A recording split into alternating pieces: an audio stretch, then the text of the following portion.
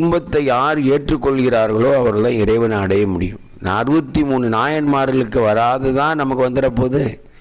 அப்போ இறைவனை எருங்கணுன்ற ஆசையில் இறையாண்மையோட வாழணும்னு சொன்னால் துன்பம்ங்கிறது நீ பழக வேண்டிய ஒன்று, காதலிக்க வேண்டிய ஒன்று, ஏற்றுக்கொள்ள வேண்டிய ஒன்று. இதை மறுத்தினா நீ இறைவனிடத்தில் இந்த ஜென்மத்தில் எந்த ஜென்மத்திலையும் போக முடியாது. இதுதான் ஞானசம்பந்த பெருமானுடைய கூற்று. அதனால் அதுக்கு தான் பதிகம் சொல்கிறாரு. இந்த பதிகமெல்லாம் படித்து ஓடுற நீரில் பாசி பிடிக்காது. நீ வினையை பற்றாமல் இருக்கணும். நீ அதை விட வேகமாக நீ வேலை செய்யணும். அப்போ இறைவனை கூட வச்சுக்கிட்டா தான் அது முடியும். அப்போ இந்த பெருமான் தினமும் காலைல பூசை பண்ணுற நிறைய நேரம் அந்த பூசைகள்லையும் வழிபாடுகள்லையும் வெளியில் போவது சிந்தனையும் அப்படியே வைக்க என்ன ஆகும், ஓடி போயிடாது. அப்படியே வரும், ஆனால் உள்ளே நுழைய முடியாது, அப்படியே ஸ்டாப்.